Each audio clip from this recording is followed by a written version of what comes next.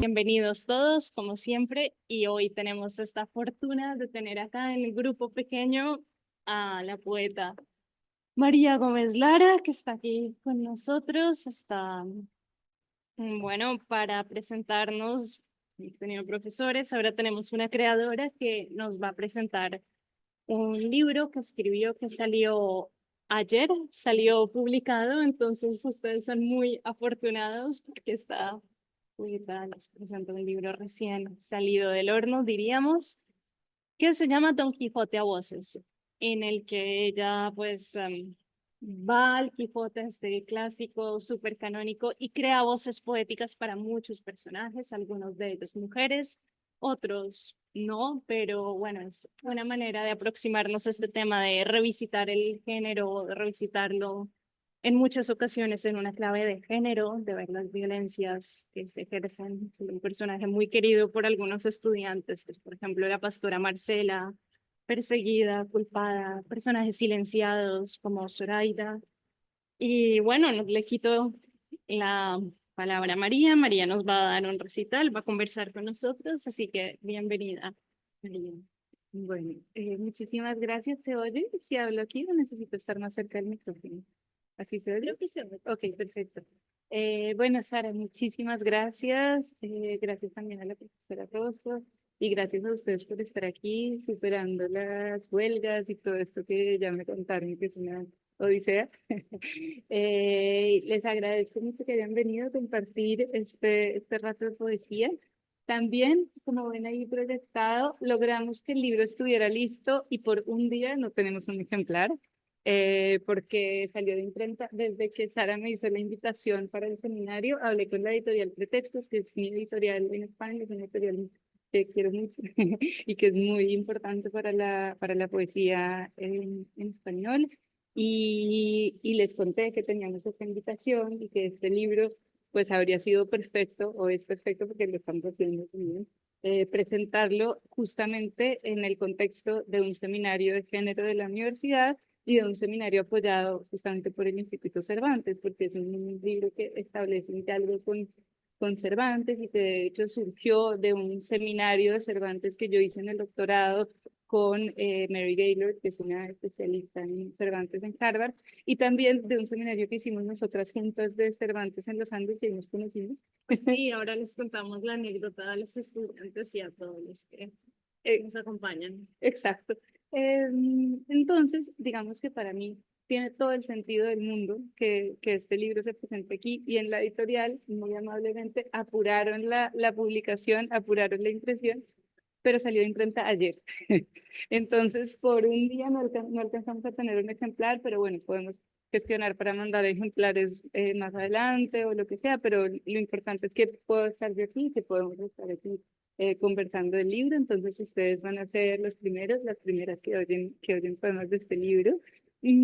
Como es un seminario que tiene que ver con estudios de género, les propongo que hagamos la lectura en dos tandas. La primera parte de la lectura serán, el libro tiene 9 poemas, cada poema está basado en un episodio o un personaje de Don Quijote.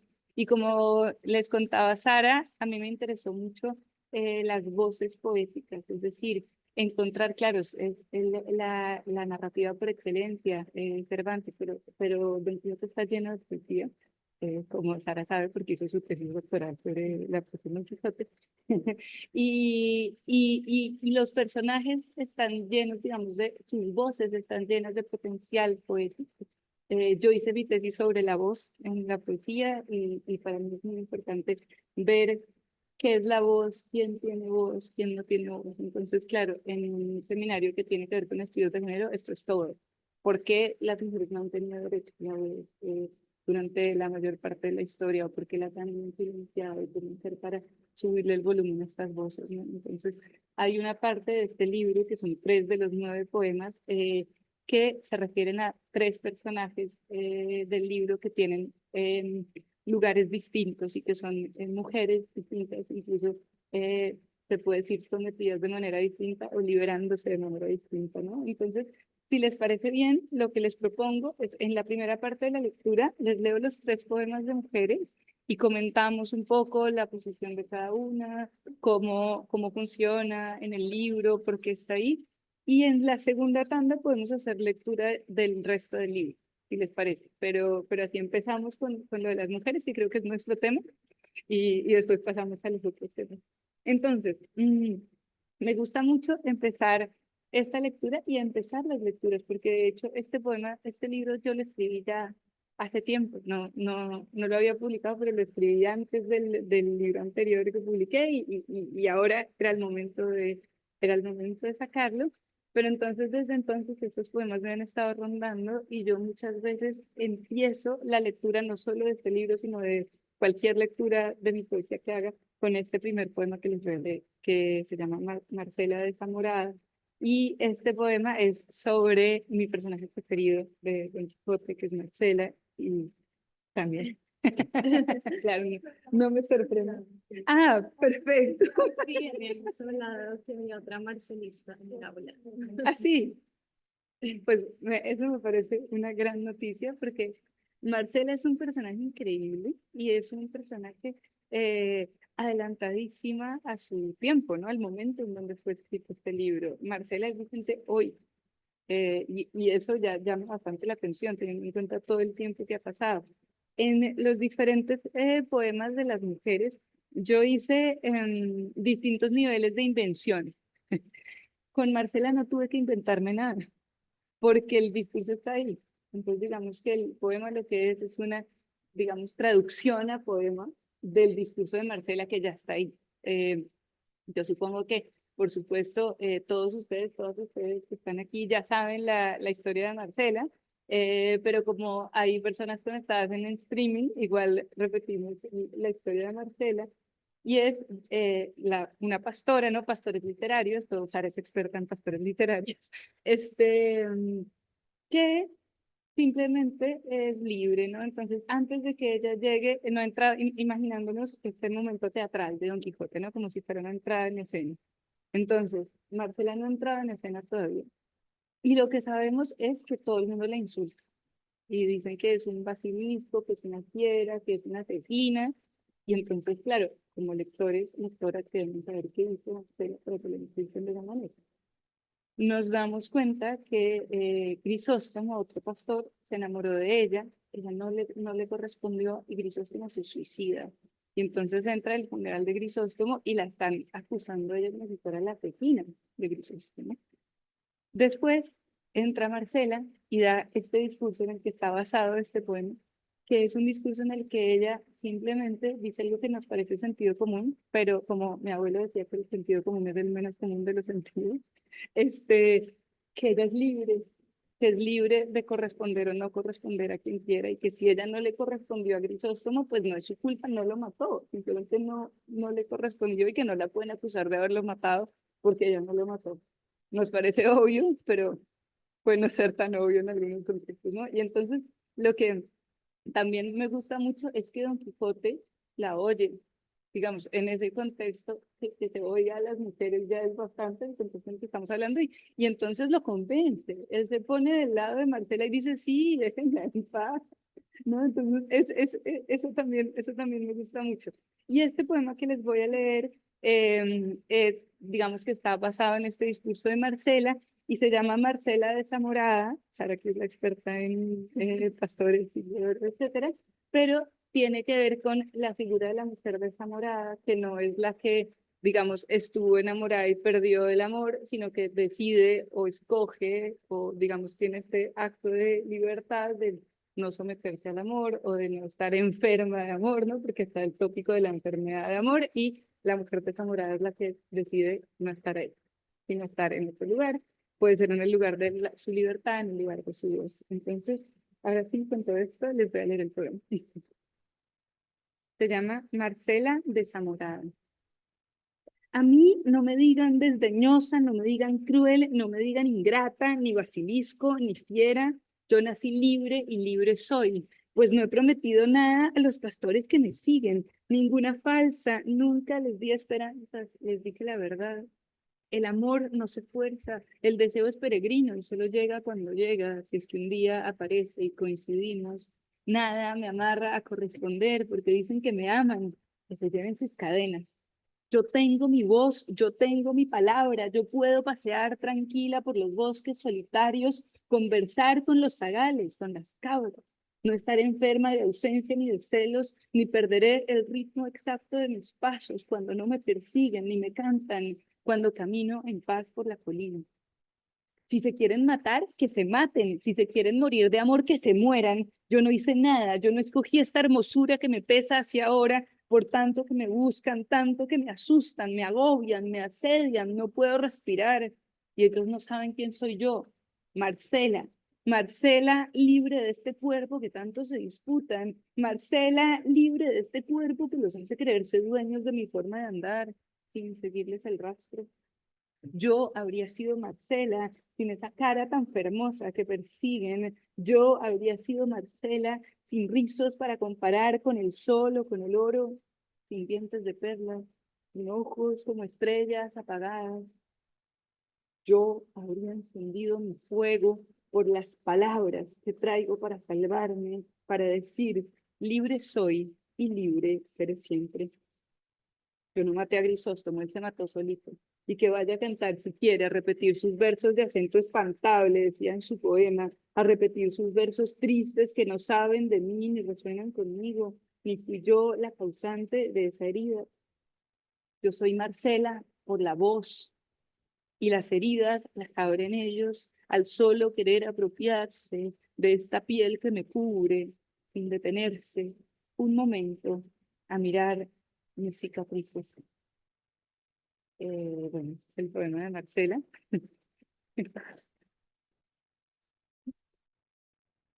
Mm,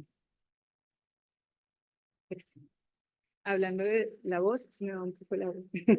Mm, Bueno, entonces, como les decía, este poema de Marcela no requirió nada de invención de mi parte, simplemente una adaptación. Es un poema, pero es una adaptación de lo que ya está en el discurso. El siguiente poema, en cambio, sí me lo inventé todo, casi. ¿Por qué? Porque este poema es sobre Zoraida. Zoraida es un personaje dentro de la historia del cautivo y entonces Zoraida no habla castellano, habla árabe. Y le quieren cambiar el nombre, le quieren poner María y digamos que los otros personajes empiezan a opinar sobre ella y empiezan a decir qué es lo que ella está pensando y qué es lo que ella siente y qué es lo que ella piensa, ¿no? Entonces dicen, ay, qué feliz está con el cautivo.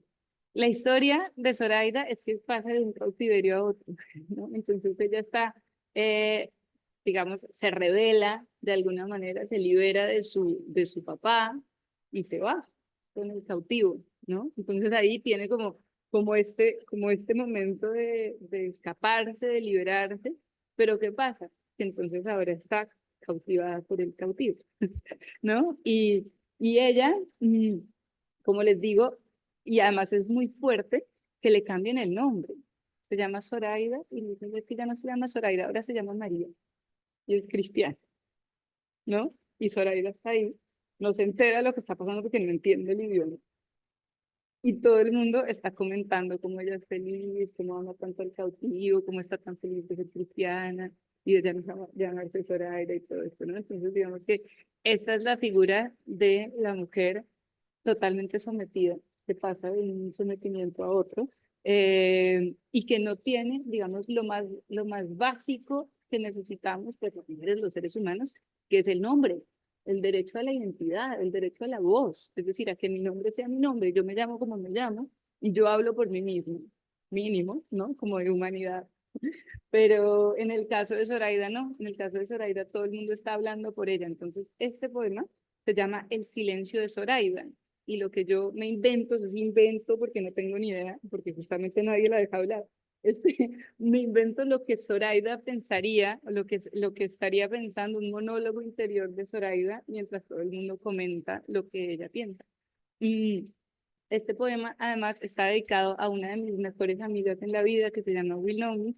Wilnomi es de Puerto Rico y es súper especialista en Cervantes. Es muy, como ven, yo me llevo muy bien con las especialistas en Cervantes. Wilnomi y yo vimos juntas el seminario de Cervantes, de donde salió este libro, que yo acabé, en vez de hacer un ensayo final, hice este libro. Y esta idea de pensar en lo que está realmente pensando Zoraida y en notar, digamos, este desfase entre lo que nos cuentan de Zoraida y lo que le puede estar pasando a ella como personaje, es idea de Willomi. Entonces ella me contó su idea para un paper, para un ensayo, y yo lo transformé en poema. Por eso este poema está dedicado para mi amiga Willomi, que en este momento está en Harvard, en Boston, y espero que pronto mandarle el libro lo más que lo tenga, ¿no? Porque es realmente una idea de ella. Ella fue la que se dio cuenta de esto del silencio de Zoraida. Y si lo encuentro, se los dejo. Aquí tengo anotada la página donde está 35. Ok. Mm. Este poema, además, Wilnomi estaba estudiando árabe en ese momento, para hacer, porque ella también estudia las relaciones con el mundo árabe en el siglo de oro. Y nos llamó la atención esto de que la palabra algarabía, que significa ruido, viene de árabe, o sea, que la lengua del otro es un ruido. Entonces, también, bueno, el poema está aquí. Ah, y otra cosa que no alcanzan a ver, pero ya lo verán cuando cuando tengan el libro físico. Este libro está ilustrado, que es una cosa muy bonita. Cada poema trae una ilustración. Aquí en el de Zoraida aparece Zoraida en el barco, yéndose, mirando atrás en el barco. Está ilustrado por una ilustradora colombiana muy buena que se llama Laura Patiño. Y yo quedé muy contenta con las ilustraciones porque no son ilustraciones, digamos, las ilustraciones del Quijote, pues son preciosas y hay toda, digamos, toda la tradición artística que se ha hecho sobre las ilustraciones, pero estas ilustraciones que hizo Laura son de este libro, ¿no? Ella se leyó el manuscrito y dibujó, incluso yo le mandaba mensajes de voz a Laura contándole cosas que había soñado. La ilustración de la jaula es una cosa que me soñé sobre el poema de la jaula y bueno, quedé muy contenta con el trabajo que hizo Laura. Entonces ahora sí, voy a leerles este poema que se llama El silencio de Zoraida y está dedicado para Will Nomi, que supo oír la voz silente. Me llaman la Mora y yo no pude hablar, apenas dije un nombre. María, María, no Zoraida. Tuve que irme, abandonar a mi padre, y era verlo de lejos, desde el barco, era tratar de gritar la palabra atravesada, la palabra del silencio, la palabra que no logra articularse. Me quedé muda. Me callaron para siempre. Decidí no hablar y todos hablan, todos dicen Zoraida, qué hermosa, todos dicen tan cristiana, la de los ojos oscuros. Zoraida fui, Zoraida desde siempre y ahora Zoraida sin nombre.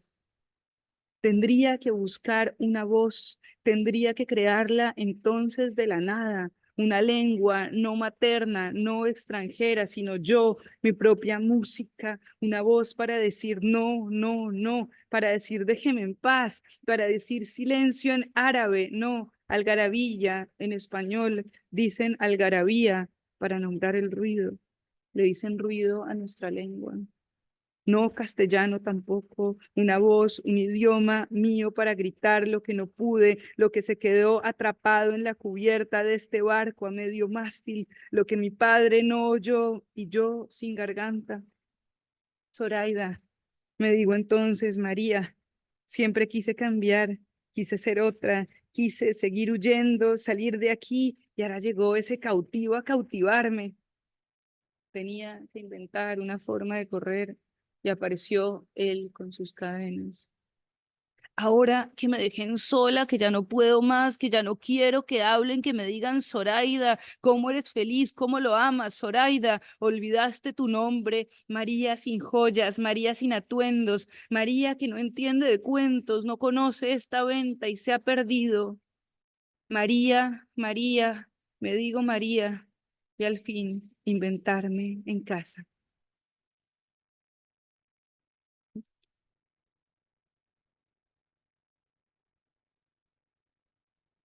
Donde sea que esté Willomi, este poema es para ella. Bueno, entonces ahora les voy a leer el último poema de la parte de las mujeres. Entonces, si quieren, hacemos luego una parte de conversación de estos poemas y del enfoque de género del curso. y con el tiempo que sobre podemos leer otros poemas del libro, porque el libro no es sobre eso, es sobre otras cosas también, pero hoy estamos en esto. Entonces, el último poema sobre Dulcinea, sobre Fresa. Que Dulcinea, claro, era imposible no escribir un poema sobre Dulcinea. Y el poema de Dulcinea, pues pasa un poco parecido al de Zoraida, y es que me lo tuve que inventar. Y es un poco raro que haya tenido que inventármelo porque supuestamente es la protagonista. Pero cuando uno ve el texto, ¿o no, María? No está. Es decir, eh, Dulcinea no existe. El Don Quijote se la inventa, no le ha visto la cara, no sabe quién es ella, no tiene ni idea quién es ella. Y se inventa, digamos, toda esta parafernalia que monta de que es caballero andante, y entonces que el sentido de su vida es ir a donde su doncella y matar a los gigantes por ella y no sé qué cosa, pero ella no sabemos nada realmente del personaje de Dulcinea, de sí misma, es decir, ella no tiene agencia, no tiene capacidad de narrar su propia historia, no habla casi, no sabemos nada de Dulcinea. Entonces, este poema, claro, Dulcinea está en todas partes, aparentemente en todas partes en la obra, pero no está exactamente. Búsquenla que es que no está. Además les voy a mostrar, no, creo que no se alcanza a ver, pero aquí está, no se alcanza a ver. Luego en el libro lo verán, la ilustración que hizo Laura para este poema que se llama Dulcinea Encantada. Es una maravilla porque está Dulcinea como en un caballo, como escapándose. Entonces, digamos, en vez de estar Dulcinea quieta, Dulcinea está ya que emprendiendo la fuga porque no se aguanta más. Eh, y, y entonces, claro, tenía que escoger, bueno, no tenía, pero yo me propuse cuando hice este libro que cada poema tuviera que ver con un episodio concreto, porque el Quijote es tan amplio que si no escogía los episodios se me iba a salir de todo. Este es particularmente sobre el episodio de la cueva de Montesinos, donde supuestamente Don Quijote dice que ha visto a Dulcinea encantada, ¿no? Y entonces, ¿qué es lo que pasó con Dulcinea? Es que estaba encantada y que él la va a desencantar. Y este poema es sobre eso, imaginándome qué podría decir Dulcinea cuando está encantada. Em, Se llama Dulcinea Encantada. Esperen, lo tengo. Todo.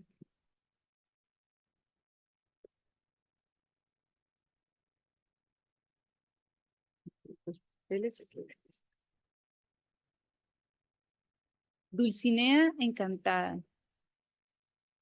Dice que me vio en una cueva. Yo no sé de encantamientos. Dulcinea, me grita al verme. Dulcinea del Toboso. Y habría que buscar un nombre.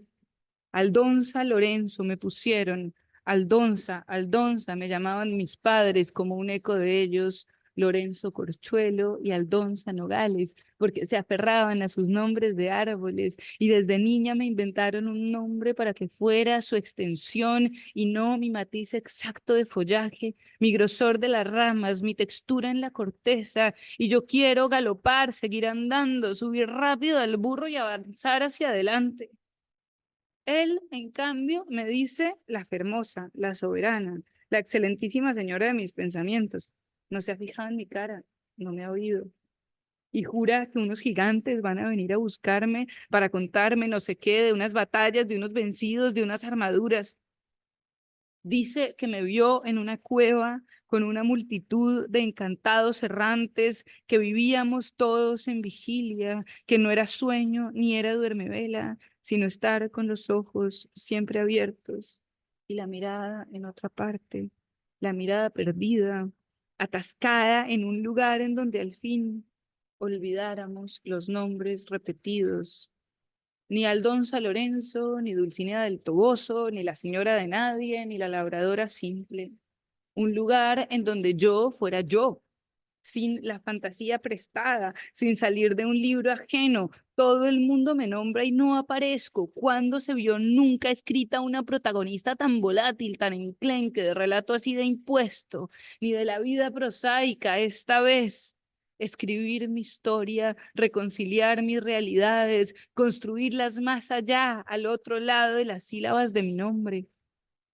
Ni el que escogieron mis padres, ni el que inventó él, sino yo, abrir los ojos, al fin abrirlos y no volver a cerrarlos, abrir la boca para gritar, déjeme en paz, Señor, para gritar, soy yo, o para convertirme en esa mujer que él inventaba, esa que amaba tanto y defendía con su vida, con su honra, con la fuerza de su brazo, esa por la que se estrellaba y se golpeaba y se daba trancazos contra el mundo, o convertirme mejor en quien a mí me parezca, dibujarme a mí misma, imaginarme, nombrarme, elegir mis palabras, ser mi propia narradora, yo en primera persona y no en tercera ausente, en tercera silenciada, mirar para allá hacia donde tenga voz. Dice que me vio en una cueva y no sé si quedarme en esa cueva o si él estaba dormido, loco dentro de su locura. Dice que me vio en una cueva y no sé de encantamientos, pero quiero desencantarme sola. Que se vaya él con su escudero, llamo ahora a Sancho Panza, que se vaya con sus nombres y apodos y pronombres, con sus frases enrevesadas, que se busque otra señora, que les busque a sus desvelos otra dueña, que atraviese otro lugar, que no me quiebre el camino para seguir andando. Al fin, desencantarme, que se vaya o escoger mi encantamiento, ir justamente a donde me lleve yo, que me guíe el mapa exacto, que tracen mis palabras. Dulcinea versión libre. Entonces, no sé si les parece que hagamos, digamos, una primera parte de comentar estos poemas y luego, si quieren, podemos hacer una lectura de los otros poemas de Don Quijote, de la biblioteca, de Sancho, de lo que les parece. Sí, fantástico. ¿Sí? Comentamos entonces, tenemos acá nuestro poeta para nosotros, así que no vamos a desperdiciar esa oportunidad.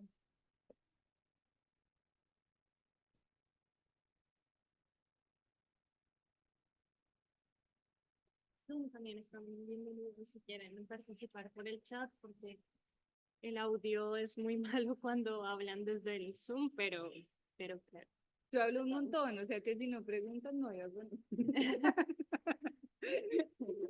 Sí, sí, ya te paso el micrófono que así estamos todos un poquito más integrados.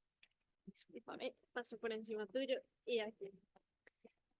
Me acordaba de cuando hicimos el episodio de Zoraida con la profesora Rosso que el padre de Zoraida le había dicho, había pensado que su hija se había escapado porque quería vivir la vida libre que vivían los cristianos, pero si Zoraida está silenciada, puede que nunca podrá alcanzar la vida libre que el padre pensaba que él quería vivir. Entonces, según usted, si la mujer se marcha sola en búsqueda de una vida posible, pero luego la gente habla mal de ella, hace comentarios sobre ella, ¿la mujer podrá alcanzar la vida libre que espera o siempre se quedará silenciada por los comentarios de los otros?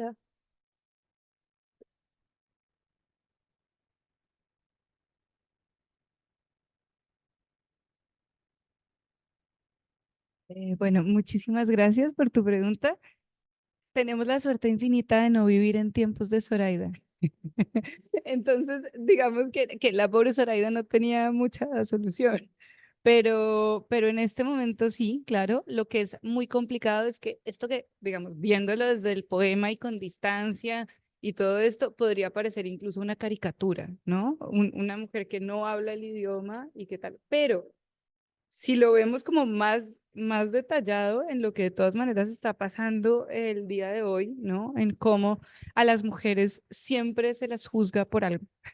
Siempre, digamos que siempre hay una cantidad de opiniones sobre lo que debe o no debe hacer una mujer, sobre si es, y siempre se nos pone en un lugar de ser demasiado algo, ¿no? Demasiado libres, demasiado ruidosas, demasiado felices, demasiado inteligentes, ¿no? Eh, y todo esto, y todo esto está y existe. Digamos que esas palabras que están diciendo alrededor de ella y que no, y que ella supuestamente no entiende, pasan todavía. Ahora, creo que tenemos la suerte de que sí sabemos el idioma.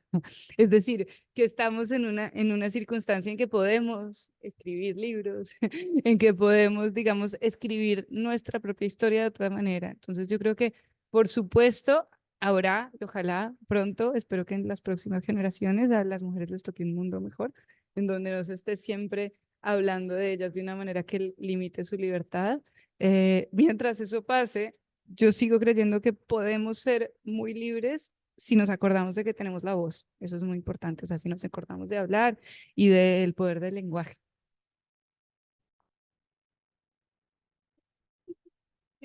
María, que fueras cervantista, ¿eh?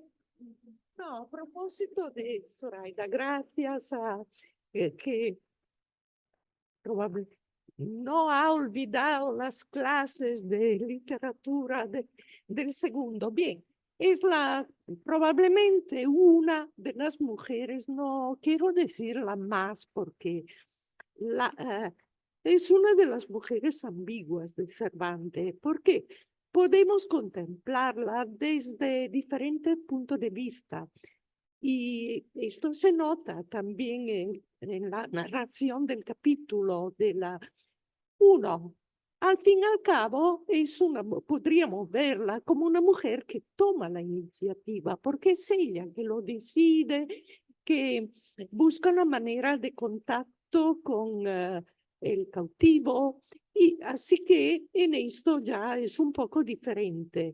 No solo podríamos, muy diferente de Marcela, por supuesto, y sin embargo, también es una mujer que decide.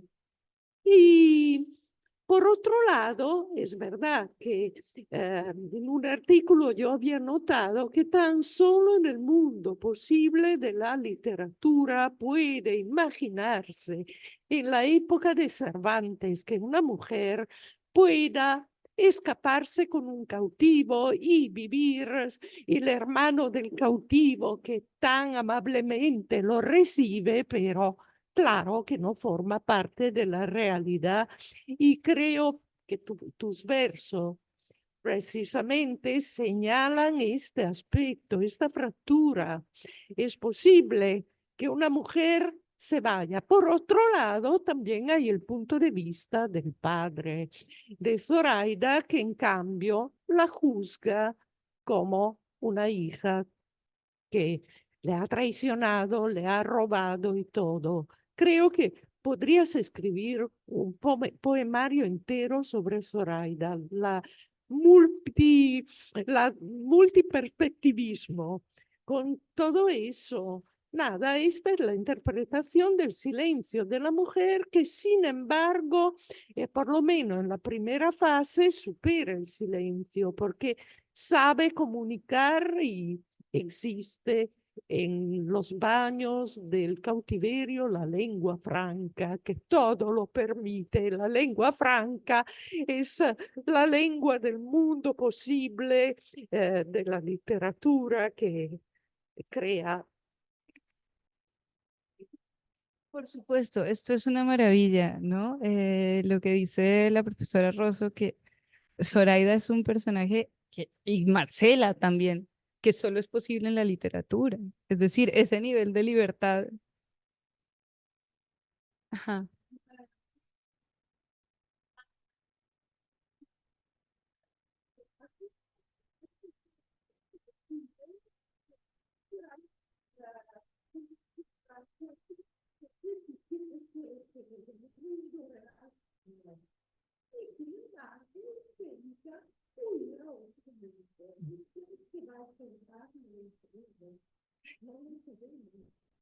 Claro. El silencio es la segunda fase, es decir, el silencio, o por lo menos como yo me imaginaba este poema, es después de que ella ha tenido este impulso tan grande de libertad, porque de hecho la ilustración es el barco, es Zoraida yéndose en el barco, ¿no? Entonces, es decir, el momento en el que ella se va y logra escaparse, lo que pasa es que, claro, eso tiene que ver con el tiempo de Cervantes, que es la posibilidad de escaparse a otro mundo, pero es que tampoco en esa época habría otro mundo al cual se podría llegar. O sea, llegó ¿no? Es decir, que esa ambigüedad, si Zoraida se escapara hoy, tendría más a dónde escapar. También. ¿Más preguntas, comentarios? Sí, yo quiero que hablemos un poco de Marcela, que sé que es un personaje, bueno, que a muchos nos seduce, no sé, me parece más que una pregunta, es un comentario, me parece, o punto para reflexionar juntas, juntos, es como en los versos de María se cuestionan, vale, sí, todos sabemos que Marcela dice este no y no es mi culpa no corresponder y ya está, pero algo muy lindo del poema de María es que nos muestra cómo esa construcción retórica del amor que mata, está hecha sobre un cuerpo. Y en el poema de María ya nos dice, sería Marcela sin tener el pelo de oro, los dientes de perla, los ojos de esmeralda, que son todos los tópicos y es lo que hace con cuerpos intercambiable por otro y es la paradoja de ese objeto del deseo, todos iguales porque es el mismo modelo retórico de belleza, es lo que mata de amor y cómo hemos concebido, pues, no sé, el amor como una sublimación de ese deseo de un canon o de otro canon según los tiempos. No sé qué piensan o qué les llamó la atención de este poema de Marcela, a las Marcelas del siglo, que han visto Siglo de Oro con María o no sé.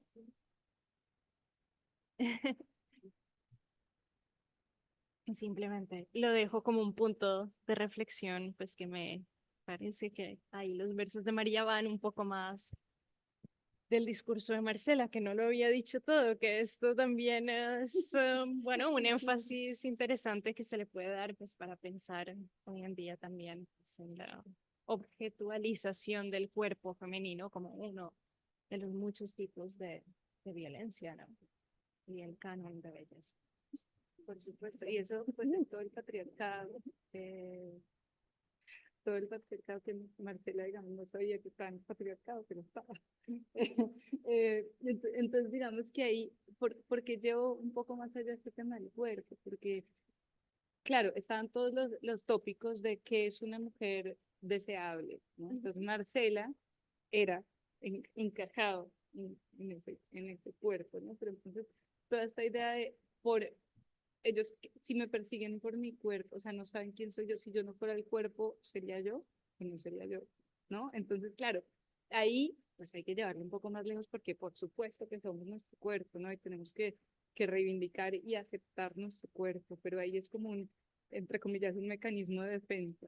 Como si solamente me quieren por mi cuerpo, entonces yo quiero no tener este cuerpo para que me dejen en paz, o sea, para que me puedan ver, para que puedan ver lo que yo realmente soy, ¿no? Pero digamos que esta idea de reivindicar el cuerpo, porque este poema no es una negación del cuerpo, ni mucho menos, ¿no? Es decir, yo lo vería más como una reivindicación del cuerpo, como es real el cuerpo, porque lo de los dientes de perlas y esos tópicos, de que digamos los tópicos van cambiando, los cánones de belleza van cambiando, pero la imposición de un cuerpo que no es el nuestro sigue igual. Es decir, nadie tiene, así como estas mujeres del siglo de oro de los poemas, estos, esa mujer no existía, ¿no? La mujer de los cánones de belleza tampoco existe, ¿no? Entonces digamos que es al mismo tiempo hacer que las mujeres se encajen en un modelo que no es real, ¿no? Entonces este poema no sería como Marcela renegando de su cuerpo, sino al revés, como Marcela aceptando su cuerpo, pero su cuerpo como es, no con los tópicos estos que no tienen ninguna conexión con lo que es ser una mujer con un cuerpo de verdad.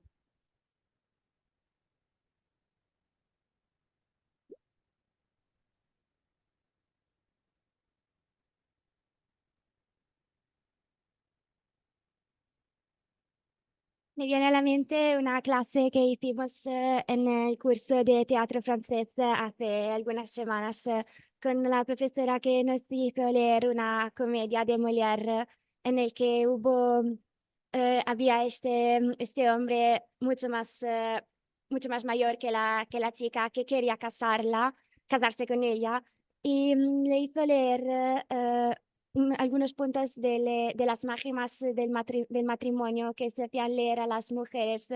Y ahí había un punto que me impactó mucho porque decía exactamente eso, que el cuerpo de la mujer era propiedad del marido, pero no solo eso, que también no era necesario que la mujer se vistiera elegante, se sintiera feliz con su propio cuerpo, que se maquillara, que se pusiera algo en los cabellos, porque ya que el cuerpo era propiedad del marido, no era ni siquiera necesario que ella se maquillara o se sintiera hermosa para que los otros no la miraran, ¿no? Yo creo que esto me impactó porque pensé que eso también es una forma de violencia.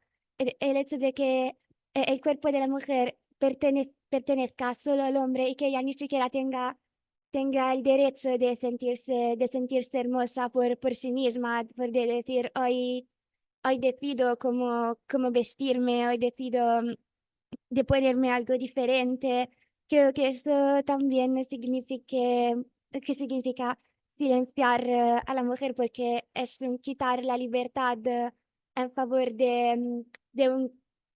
antes que todo, quitarle el cuerpo, porque si solo es del marido, el cuerpo se queda con el marido y solo es a su disposición, pero también el hecho de que los otros no puedan mirar al cuerpo de la mujer, ni siquiera para saludarla. Eso también para mí es forma de violencia porque les quita la elección y sobre todo la isla por completo. Y también aísla el alma de la mujer de su propio cuerpo, según mí.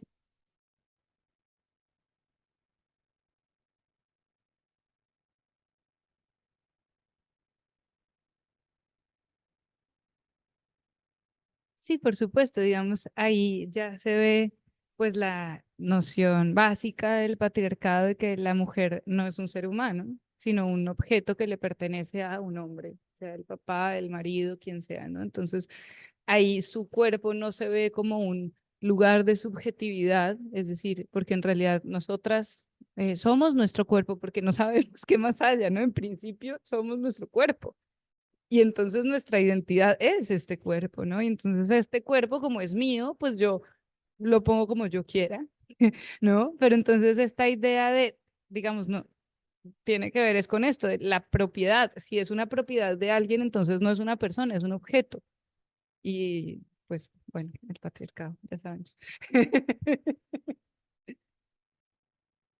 ¿Cómo vamos de tiempo? ¿Quieres que hagamos la lectura de la otra parte? ¿Quieres que ¿Qué dicen los asistentes?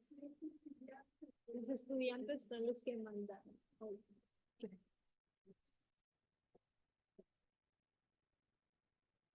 hablando de este tema de la posesión de la mujer? ¿Piensa usted que podría ser que Cervantes pensó, planteó el Quijote de manera que él describiese una mujer que no existe o que existe solamente en su mente para poseerla?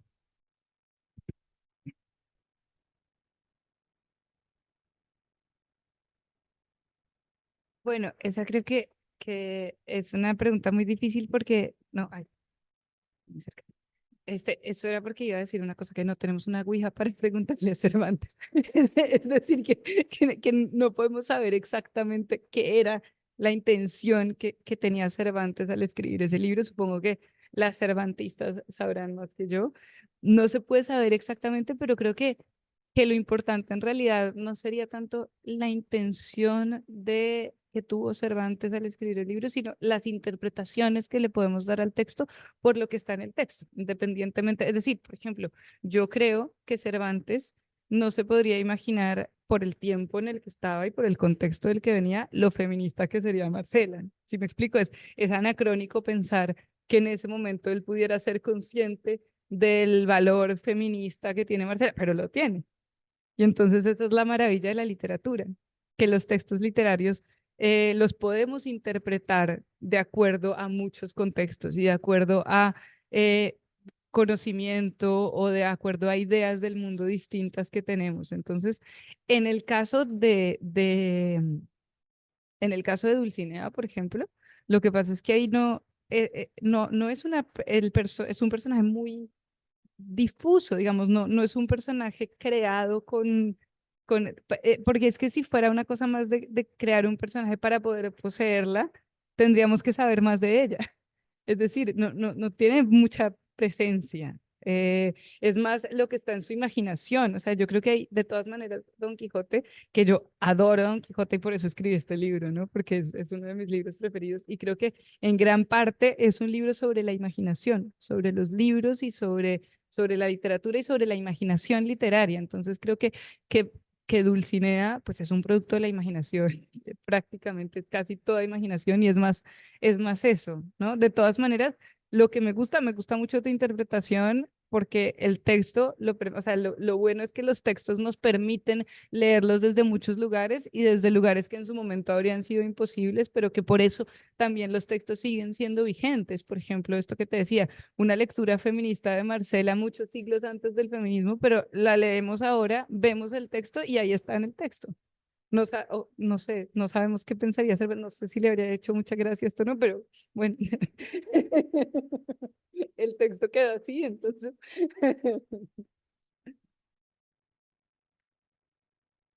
Hay algo que, bueno, como ha dicho María, yo también estoy enamorada de Cervantes. Después vemos si les contamos una anécdota o no sobre el origen de este cervantismo compartido, pero algo que me parece muy valioso y que es el punto de lo que explicaba María es que Cervantes crea personajes complejos.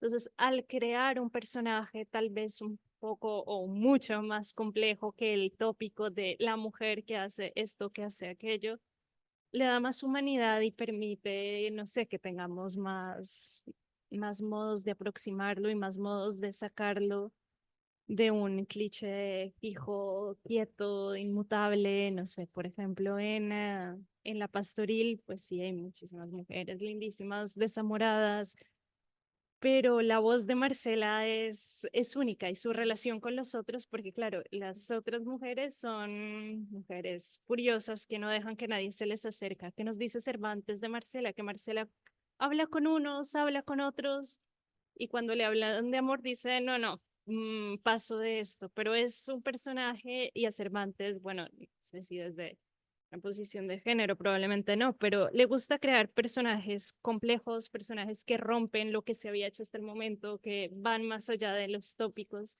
Y eso pues nos hace personajes más humanos que nos pueden hacer más preguntas a nosotros y que se dejan hacer en ese sentido más preguntas por nosotros o no sé, tú, ¿cómo ves eso, María? Sí, sí, claro, yo estoy totalmente de acuerdo con esto. Nosotras nos conocimos en una clase de literatura y creo que tenemos una manera parecida de leer,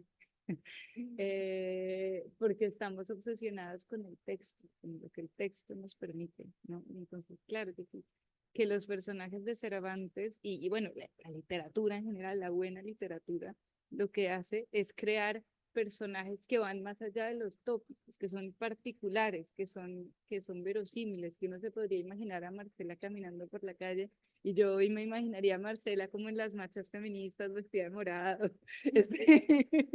Claro, claro, ¿no? Entonces digamos que tienen toda la particularidad y la complejidad de ser verosímiles, ¿no? Y de ser irrepetibles. Nuestra profesora que amamos, que nos conocimos en un curso de Cervantes, nos decía de cómo la literatura se ocupa de lo particular, ¿no? Digamos y eso es en la particularidad de los personajes, en la particularidad del universo que está Cervantes, que crea Cervantes. Y por eso ahora por eso Marcela es inolvidable. Digamos, habrá muchas mujeres desamoradas en la literatura pastoril, pero el personaje de Marcela nos arrastra. Muy buena pregunta. Pensar muchas cosas. ¿Qué quieren hacer? Hoy tienen la poeta todo para ustedes, así que decidan durante que sigamos conversando, quieren escuchar otros poemas.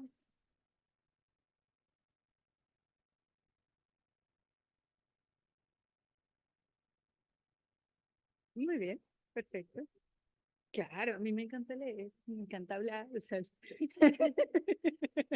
por supuesto. Entonces, el resto de los poemas les voy a contar un poco la estructura del libro. El libro está organizado en el mismo orden en que aparecen los episodios. Entonces, tiene, digamos, una progresión narrativa el libro, aunque sea un libro de poesía. El primer poema del libro es El escrutinio de la biblioteca, que es un poema sobre el episodio de la quema del libro, ¿no? Porque ahí empieza todo. Luego entonces está Don Quijote Caído, que es el de los molinos. Y de hecho ese fue el primer poema que escribí y de ahí se me ocurrió que esto podía dar para un libro entero. Después está Una imaginación de Aleph, que es un poema sobre el episodio de los rebaños, en donde yo me imagino, y sí, totalmente esos anacronismos que permite la literatura, un momento Aleph de Don Quijote, ¿no? El Aleph de Borges es un cuento en donde Borges ve, bueno, el narrador, él ve un Aleph, que es como una figura o un espacio que contiene a todo el mundo, que contiene al universo. Entonces la imaginación de Don Quijote funciona de maneras distintas en cada episodio. En el episodio de los molinos, por ejemplo, que sería, bueno, yo no soy cervantista, entonces ustedes me corrigen en cualquier momento, yo soy latinoamericanista, pero, pero en el episodio de los molinos, digamos, vemos el funcionamiento más directo de la imaginación de Don Quijote, que ve molinos, los transforma en gigantes, actúa, hace algo al respecto y luego se estrella con la realidad, o no se estrella, pero hay como un choque ahí. El episodio de los rebaños no funciona así. El episodio de los rebaños, él ve como una cantidad de polvo que levantan unos rebaños y se imagina todo, se inventa todo a partir de la nada. Ve el polvo ahí y se inventa todas estas cosas. Y entonces por eso yo lo llamé el momento Aleph de Don Quijote, porque ahí Don Quijote está viendo cosas que son producto total de su imaginación. Entonces, si quieren, les puedo leer este del Aleph. ¿Quieren que les lea el del Aleph? Está el del Aleph, el de la biblioteca. No, primero el de la biblioteca, después Don Quijote Caído, que es el de los molinos. Después viene el Aleph, que es el episodio de los rebaños. Ahí está entonces en las mujeres, el episodio de Marcela. Después Zoraida y Dulcinea Encantada. Y luego hay un poema sobre el Caballero de los Espejos, que es Sansón Carrasco, el enemigo de Don Quijote. Entonces es un poema escrito desde la perspectiva del Caballero de los Espejos y la batalla y que lo quiere vencer. Y luego entonces viene uno que es sobre el episodio de la jaula, que para mí es el más triste de todo Quijote, cuando lo traen enjaulado y él está ahí en la jaula y entonces empieza a hablar, a decir estos versos como pastoriles en que la literatura de alguna manera lo libera. Y al final hay el de Sancho, que es cuando Sancho le está pidiendo por favor que no se mueran. Entonces, claro, el libro está hecho en el orden de los episodios, como no tenemos tiempo, no se los puedo leer todos, pero les voy a leer algunos.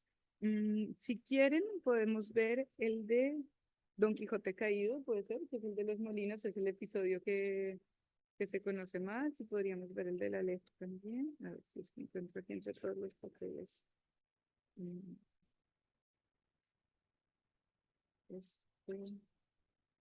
Ok. Pues veamos Don Quijote Caído, que este fue el que le dio origen a todo, el episodio de los molinos. Otra vez estrellado contra el suelo.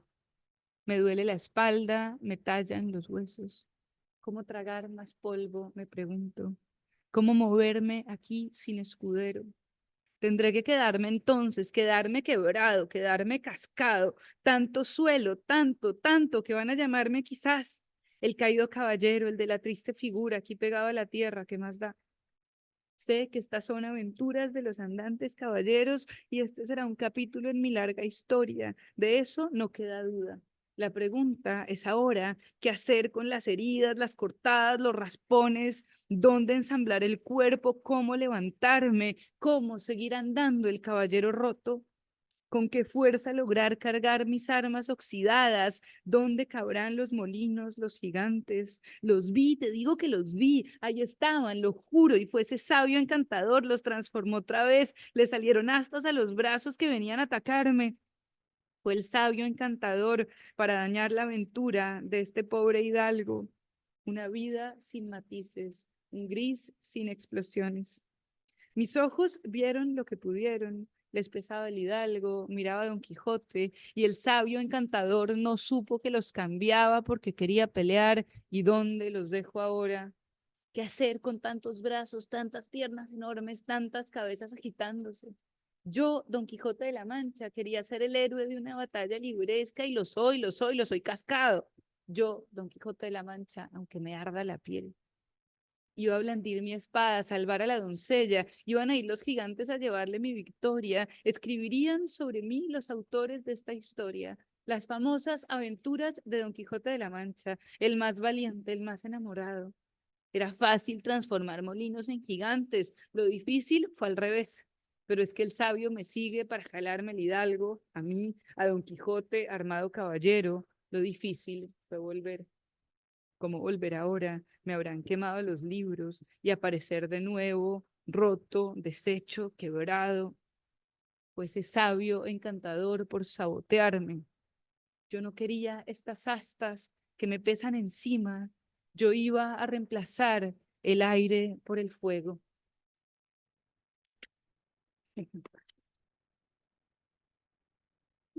Ese poema me imagino a Don Quijote que se acaba de caer, no, digamos, se estrelló contra los molinos y se cayó y no sabía bien cómo levantarse. Entonces es un monólogo inventado de lo que podría pensar en ese momento Don Quijote. Leemos. Hay una petición en el chat, dicen biblioteca, por favor. Biblioteca, por favor. Ok, muy bien. Entonces leemos biblioteca. Tenemos a exposición de los que están Perfecto. acompañándonos hacia virtual. Ok, Aprovechar todos. ok. Entonces, este poema es basado en el episodio de la biblioteca y de hecho el epígrafe de este libro es una parte de ese episodio. Entonces les voy a leer el epígrafe porque de ahí yo digamos, al leer esto dije, ah, bueno, sí se puede hacer un libro de poesía sobre mí. Dice el epígrafe de la primera parte del capítulo 4 de Don Quijote. Ay, señor, dijo la sobrina, bien los puede vuestra merced mandar a quemar como los demás, porque no sería mucho que, habiendo sanado mi señor tío de la enfermedad caballeresca, leyendo estos, se le antojase de hacerse pastor y andarse por los bosques y prados cantando y tañendo, y lo que sería peor, hacerse poeta, que según dicen es enfermedad incurable y pegadiza. Entonces, con esa enfermedad incurable y pegadiza, yo decidí escribir este libro. Que además no se me va a quitar nunca. Ya esto se fue así. Ojalá a nosotros se nos pegue. Entonces vamos a leer este poema del episodio de la biblioteca que se llama El escrutinio de la biblioteca y la ilustración que hizo Laura es lindísima. Es una, no se alcanza a ver, pero son unos libros incendiándose. Le quedó muy, muy bonita esta ilustración, Laura. Bueno.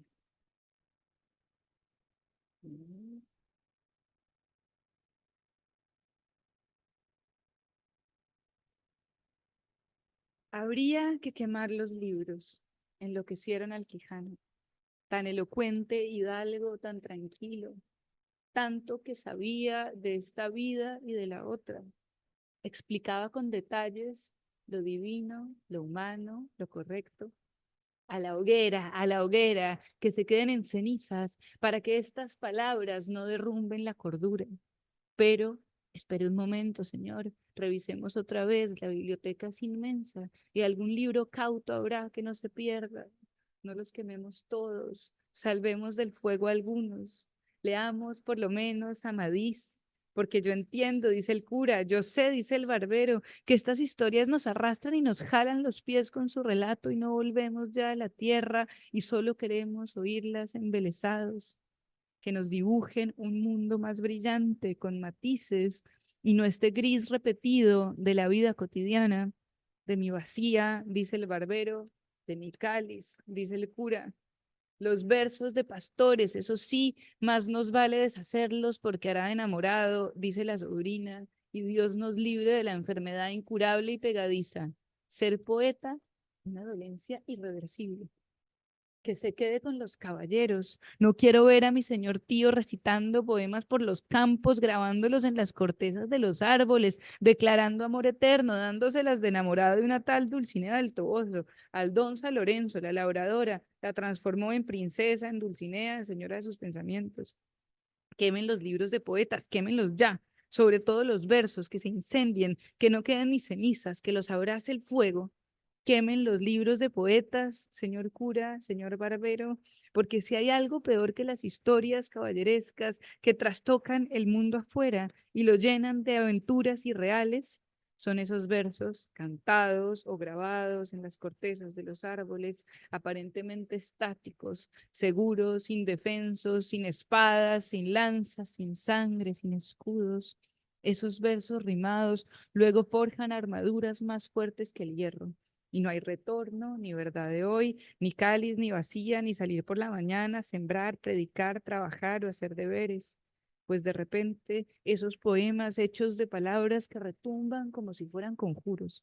Y es solo el ruido recurrente de las R's, por ejemplo, o de inventar una imagen que suena como el dolor que sentíamos desde siempre y lo habíamos apagado hasta que grita hoy, hecho de este puñado de revelaciones que queremos silenciar para seguir viviendo.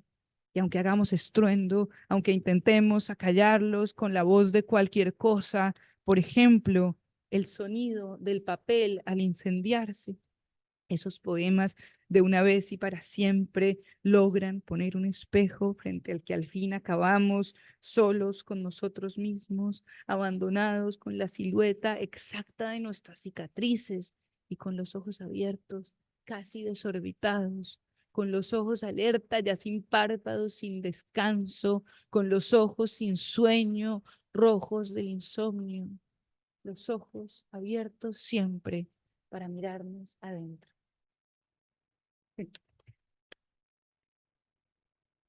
Este es un poema sobre el amor a los libros y creo que todos los que estamos aquí pues, por el amor a los libros. ¿Cómo vamos de tiempo? ¿Leo una? ¿No? ¿Sí?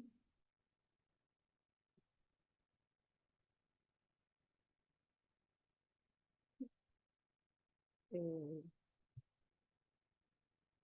¿Cómo estamos? Leemos, entonces, puede ser el de la ley. El de la jaula, leamos el de la jaula.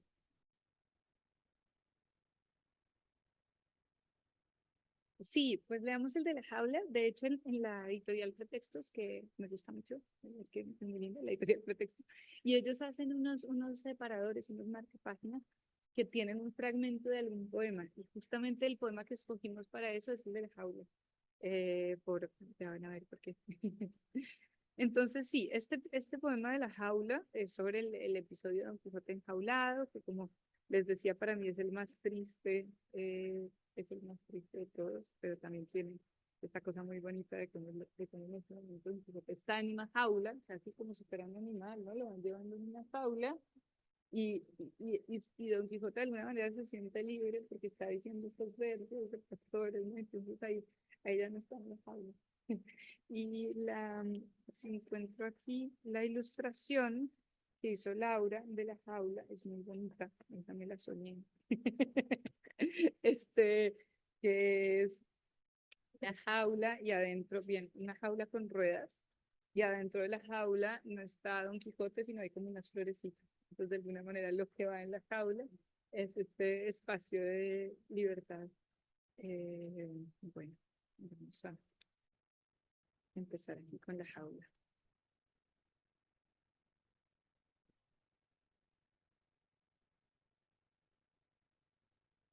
Bueno, ustedes son cervantistas, entonces ya saben, ¿no? Pero dentro de la lógica de Don Quijote, la única manera que logran para hacerlo regresar es, en vez de convencerlo, vencerlo con una batalla, ¿no? Entonces el bachiller Sansón Carrasco se disfraza del Caballero de los Espejos, que sería como el archienemigo de Don Quijote, y lo vence en la batalla y lo lleva enjaulado.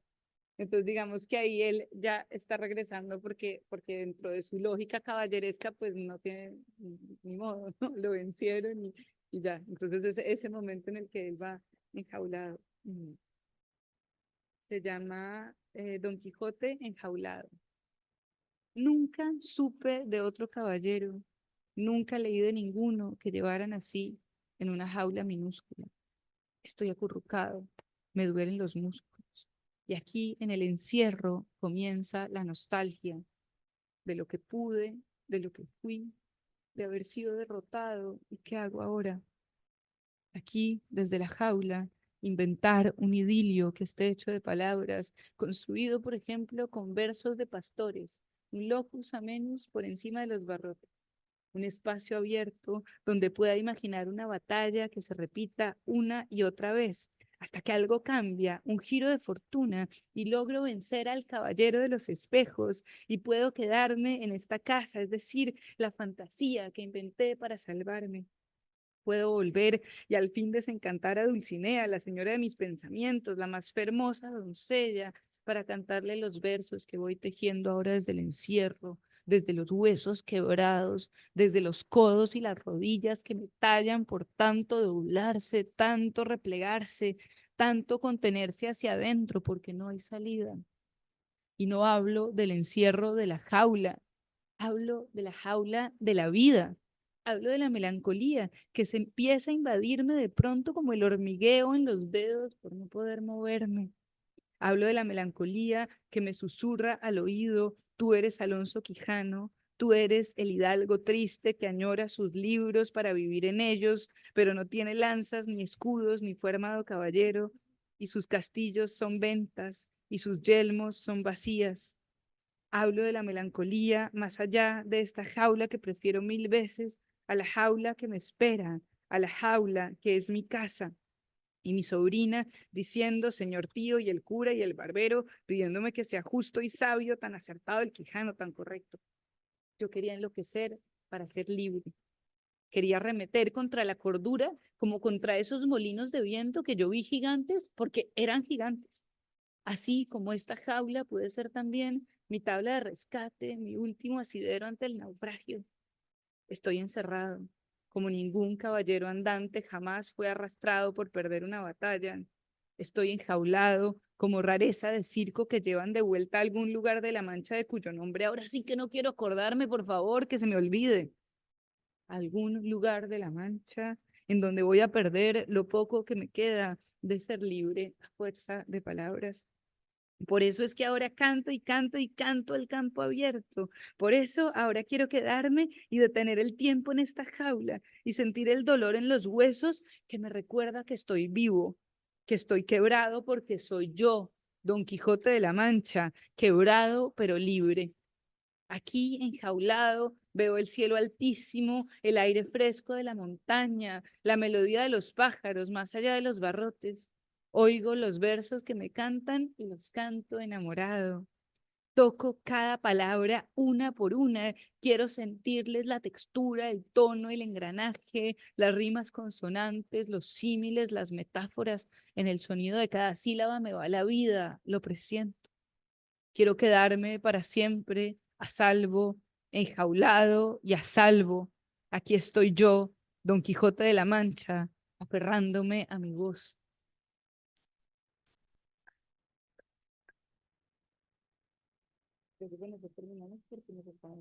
Sí.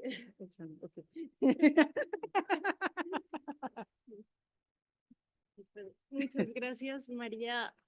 Y bueno, fue un regalo tenerte aquí con nosotros, tenerte a nuestra disposición para hablar de poesía, para hablar de Cervantes, para hablar de Quijote.